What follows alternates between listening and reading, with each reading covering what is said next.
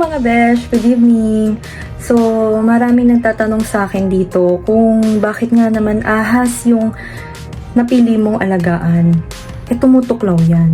Mga besh, tandaan natin na lahat ng species na may ngipin is kumakagat. Ang aso, kumakagat. Ang pusa, kumakagat din naman. Pero pets natin sila, di ba? Even nga yung mga tao, di ba? Pag may ngipin, kumakagat din naman. Don't tell me, yung mga anak ninyo, mga kapatid ninyo, hindi kumakagat. Kahit ako, kumakagat ako, di ba? Very, siya ngayon, curious siya ngayon sa kanyang environment. So, feeling ko, nakapag-adjust na siya ngayon. So, ayan na siya, nilila-dila na siya. Hello, buddy. Hello, Poncho. How are you? How are you, baby? How are you? Diba? He is so... Ayan, ganyan lang sila. Bumibilog lang sila. Diba? Ayan na. Ganyan na ang itsura. Ayan na. Ayan na. Gumagala na. Ay. Natatakot pa rin. Natatakot ka pa rin? Ha? You're so cute. You know, you are so cute. I love you, baby boy. Ay, ang cute-cute naman ng batang to, no? Gutom ka na naman, ha?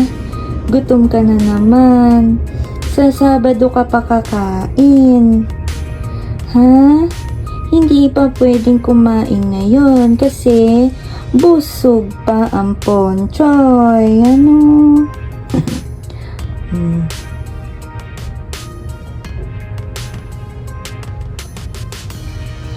Yan.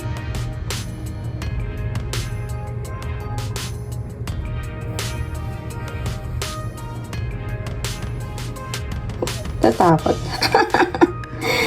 Natatakot ang baby. Puk, puk, puk. Diba? Hawakan ko nga yung head nila eh. Nagtatago lang. Bumibilog lang sila pag they feel scared. That's why. Baby boy? Eh? Ano ba? Ano bang mukha yan? Ano bang mukha yan? Ha? Pakita ka kay mami.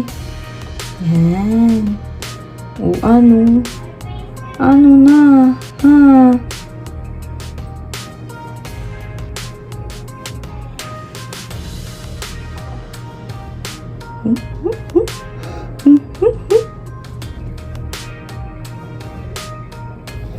Ang ganda-ganda mo. Ay, hindi pala maganda.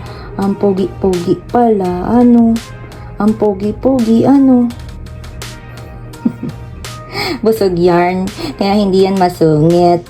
You are not cranky boy today. No? You're not cranky boy today. Hello. Hello, hello. Bilog na bilog. Kaya nga sila guys, tinawag na ball pythons kasi ganyan, bumibilog lang sila kapag they feel scared. Yan, like that. Kaya sila ganyan, kasi kapag inahawakan yung head nila, yung head kasi nila guys, yun yung pinaka-weak part ng kanilang katawan. So, kailangan nilang i-defense yung kanilang head kasi feeling nila mapipisa sila, ganun. Kaya bumibilog na lang silang ganyan.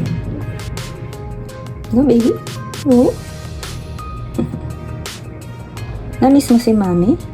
Namiss mo ako? Ha? So, Saturday ka pa pwedeng kumain.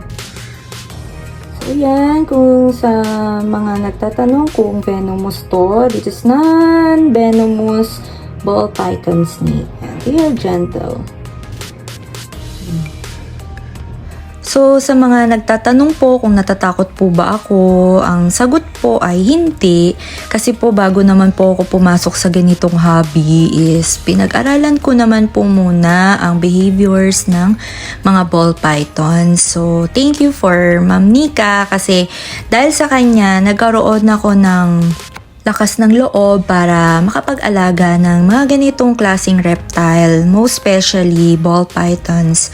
And so, hindi po sila nakakatakot, hindi po sila threat sa ating environment. So, ganyan lang po sila. Yan, pagapang-gapang lang on the side, pabilog-bilog lang on the side. And they are a friendly pet. Ayan. So, sa mga aspiring na gustong mag-alaga ng ball pythons, yan, ang ma-advise ko lang is, kailangan muna talagang pag-aralan and do the research ng mga behaviors nila para sa ganun, makapag-start man tayo na mag-alaga ng ball pythons is, hindi sila magkakaroon ng problem pag nasa inyo na sila. Kasi, ayan, tingnan nyo, love na love natin sila, diba?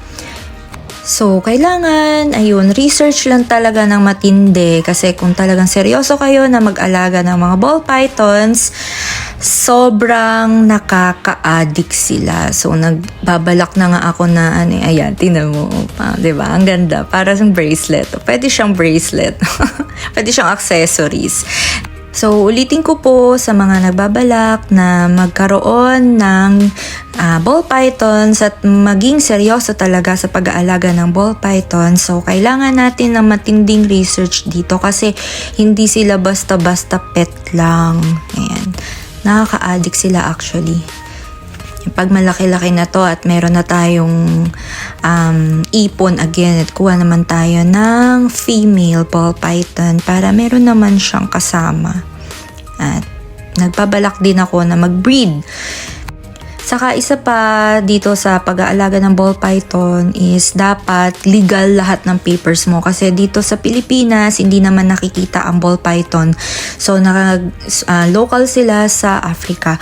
So, dapat may mga papers ng DENR para legal tayo na makapag-alaga ng mga ball pythons na katulad nila. O, diba? So, yun lang mga besh. Good evening. Bye!